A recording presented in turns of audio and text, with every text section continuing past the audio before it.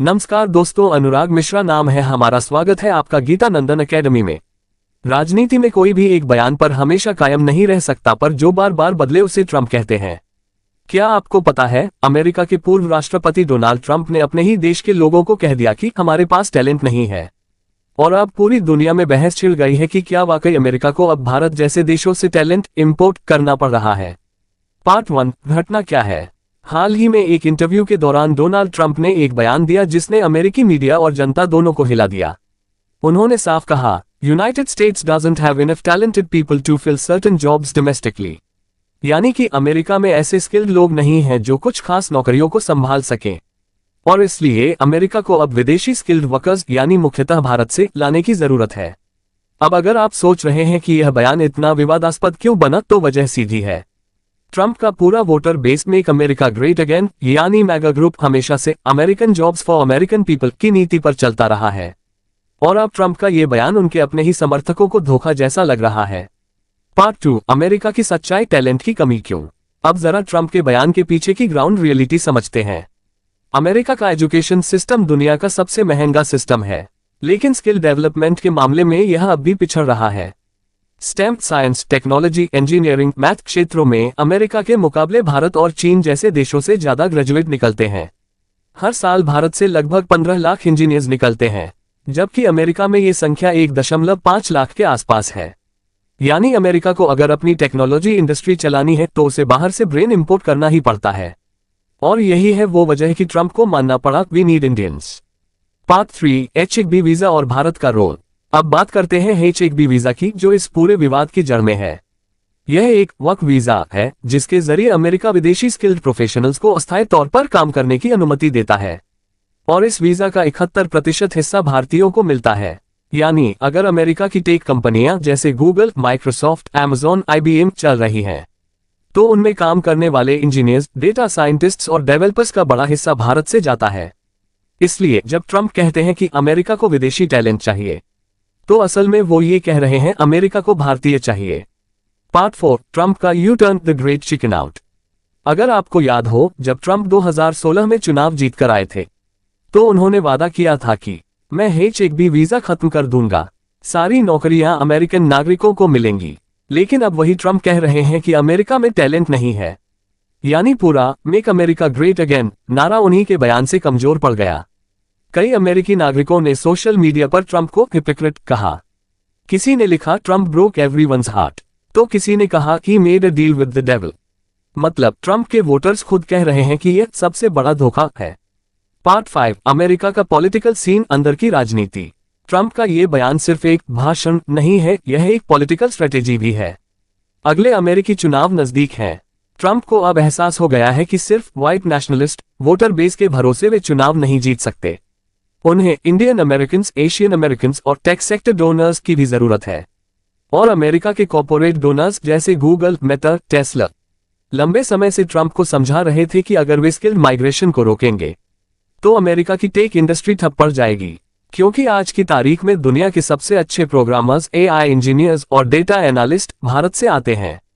तो ये बयान कहीं न कहीं एक इकोनॉमिक रियलिटी को भी स्वीकार करता है। पार्ट 6, कनाडा और चीन का स्मार्ट मूव। अब यहाँ एक और दिलचस्प बात आती है। ट्रंप के बयान से पहले कनाडा और चीन दोनों ने अपने अपने टैलेंट वीजा प्रोग्राम लॉन्च कर दिए थे। कनाडा ने टेक टैलेंट स्ट्रैटेजी के तहत घोषणा की कि हम अमेरिका से आने वाले H-1B वर्कर्स को कनाडा में स्वागत करेंगे। उन्होंने साफ कहा, अगर आप स्किल्ड हैं और अमेरिका में परेशान हैं तो कनाडा आइए, हम आपको नौकरी देंगे। यानी अमेरिका की सख्त नीतियों का सीधा फायदा कनाडा उठा रहा है। दूसरी तरफ चीन ने भी एक के वीजा लॉन्च किया है, जिसका उद्देश्य है दुनिया के स्किल्ड टैलेंट को चीन की कंपनियों में आकर्षित करना। अर्थात अगर अमेरिका ब्रेन इंपोर्ट को रोकता है तो वही टैलेंट कनाडा या चीन में चला जाएगा, और यह बात ट्रंप अब समझ चुके हैं। Part 7, Bharat the kingmaker nation. Trump का बयान भारत के लिए एक मिरर रिफ्लेक्शन है। उन्होंने जो कहा वह असल में हमारे देश के लिए तारीफ है, क्योंकि दुनिया के सबसे शक्तिशाली राष्ट्र का नेता मान रहा है कि भारत में वो टैलेंट है जो अमेरिका में नहीं। लेकिन ये तारीफ जितनी मीठी लगती है उतनी ही कड़वी सच्चाई भी छिपी है। हम किंगमेकर्स बन गए हैं, यानी हम दूसरे देशों को टैलेंट दे रहे हैं, लेकिन खुद अपने देश में वही टैलेंट स्थिर नहीं रह पा रहा। क्यों? क्योंकि भारत में स्किल्ड वर्कर्स को वैसी सैलरी, रिसर्च सुविधाएं और वर्क कल्चर नहीं मिलता जैसा उन्हें विदेश में मिलता है। अगर भारत अपनी टैलेंटेड वर्कफोर्स को रोकने के लिए सही नीतियां बना ले तो 10 सालों में हम न सिर्फ चीन को टक्कर देंगे बल्कि अमेरिका को भी पीछे छोड़ सकते हैं। पार्ट 8, ब्रेन ड्रेन या ब्रेन गेन। इस मुद्दे को दो नजरियों से देखा जा सकता है। ब्रेन ड्रेन, मस्तिष्क पलायन। जब भारतीय टैलेंट अमेरिका या यूरोप चला जाता है तो भारत अपनी सबसे कीमती संपत्ति, मानव पूंजी, खो देता है। ब्रेन गेन, वापसी का दौर।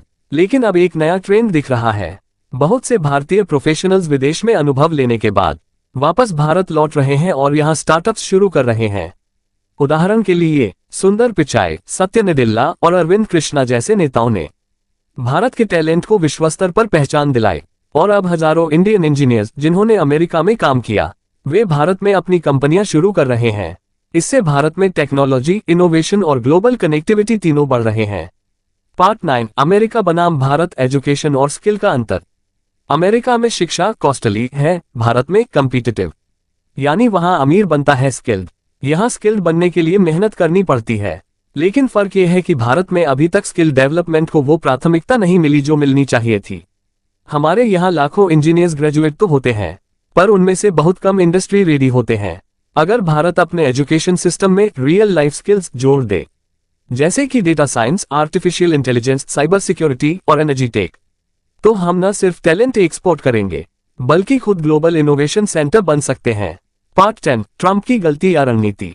ट्रंप की पॉलिटिक्स हमेशा डिवाइड एंड डिस्ट्रैक्ट पर चलती रही है, लेकिन इस बार शायद उन्होंने अपनी सीमा पार कर दी। उनका ये बयान अमेरिका के ब्लू कॉलर वर्कर्स के खिलाफ चला गया है, वही वर्कर्स जिन्होंने 2016 में उन्हें जीत दिलाई थी। तो सवाल उठता है, क्या ट्रंप ने वाकई गलती की है या ये सब सोच समझकर कहा है? कई एक्सपर्ट्स मानते हैं कि यह बयान एक कॉर्पोरेट सिग्नल है। ट्रंप अब टेक कंपनियों के साथ तालमेल बैठाने की कोशिश कर रहे हैं। वो ये दिखाना चाहते हैं कि मैं अब बिजनेस फ्रेंडली हूं, क्योंकि 2024-2025 की अमेरिकी अर्थव्यवस्था में टेक्नोलॉजी और इनोवेशन ही सबसे बड़ी शक्ति है। पार्ट 11, आने वाला दशक भारत के लिए अवसर। अगर हम इसे एक बड़े परिप्रेक्ष्य में देखें तो ये घटना भारत के लिए एक स्ट्रैटेजिक अलर्ट है। अमेरिका मान चुका है कि भारत में स्किल टैलेंट है। कनाडा और चीन भारत से टैलेंट खींचने की कोशिश कर रहे हैं और भारत खुद अभी भी उस टैलेंट को रोकने के लिए संघर्ष कर रहा है। इसलिए आने वाले 10 वर्षों में भारत के सामने सबसे बड़ा चैलेंज यही होगा, टैलेंट को एक्सपोर्ट नहीं, एम्पावर करना। अगर भारत अपनी युवा शक्ति को सही दिशा दे पाए तो दुनिया की हर टेक्नोलॉजी, हर इनोवेशन, हर शोध भारत से निकलेगा। पार्ट 12, निष्कर्ष, कंक्लूजन। ट्रंप का बयान चाहे कितना भी विवादास्पद लगे, लेकिन उसमें एक छिपा हुआ सच है। दुनिया को अब भारत के टैलेंट की जरूरत है। जहां अमेरिका और यूरोप स्किल्स इंपोर्ट कर रहे हैं, वहीं भारत स्किल्स एक्सपोर्ट कर रहा है। अब वक्त है कि भारत अपने स्किल्ड युवाओं को वही अवसर, सम्मान और सुविधाएं दे जो उन्हें विदेशों में मिलती हैं, क्योंकि असली आत्मनिर्भर भारत वही होगा जो अपने टैलेंट को अपने देश के लिए काम में लाए। फाइनल थॉट, ट्रंप का बयान सिर्फ अमेरिका की कमजोरी नहीं दिखाता, बल्कि भारत की ताकत को भी उजागर करता है। और शायद पहली बार दुनिया का सबसे ताकतवर देश भारत से कह रहा है, वी नीड यू। जय हिंद।